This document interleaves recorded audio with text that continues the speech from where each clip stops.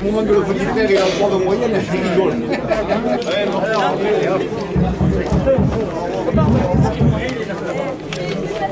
Cette exposition est présente donc à compter d'aujourd'hui jusqu'au 17 ou 17 novembre ici dans la salle Raymond Devos, et je vais laisser M. Rémi Castan nous en présenter l'esprit, puisqu'elle colle parfaitement dans cette journée commémorative du 11 novembre. Tout à fait. Bonjour tout le monde.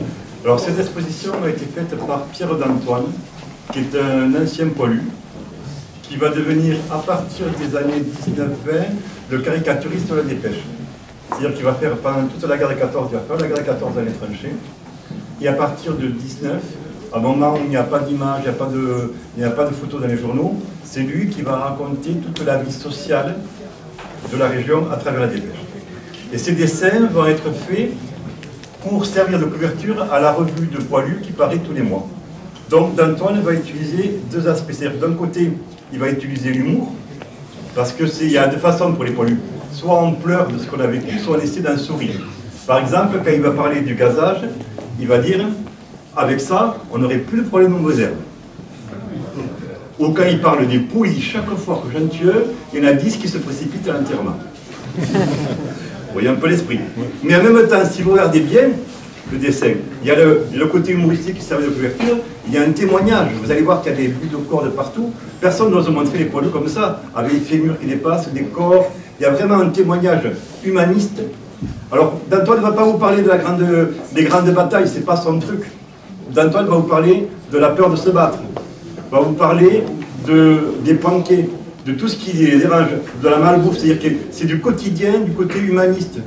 Et après, il va aller au-delà, c'est-à-dire qu'il va vous parler, par exemple, au moment de la démobilisation, on va leur donner un costume, et la légende, c'est pour aller souffrir, vous allez être très content. Vous voyez un peu l'esprit. Mais il va parler aussi des traumatismes de guerre. Alors, pour finir, je vais vous dire une chose. D'Antoine, on l'appelait l'homme rat. Pourquoi on l'appelait l'homme rat? C'est parce que, pour les poilus, le rat, c'était l'animal de compagnie, qui était partout, qui l'accompagnait. Et donc, chaque fois que vous allez regarder ces dessins, vous allez voir des rats partout. Et quand D'Antoine croisait un ancien poilu qui venait lui demander un dessin, il rajoutait un rat. C'était leur signe de reconnaissance entre eux. Et donc, quand il est mort, à Carcassonne, il y a eu pratiquement 20 000 personnes qui sont venues à son enterrement. Et les journaux titraient « L'homme rat nous a quittés ». Voilà. Merci beaucoup.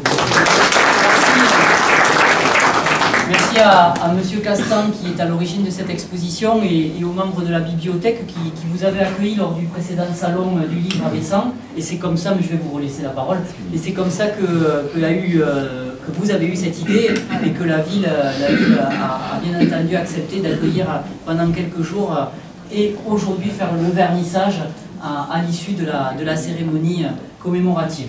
Excusez-moi, je voulais juste rajouter un truc.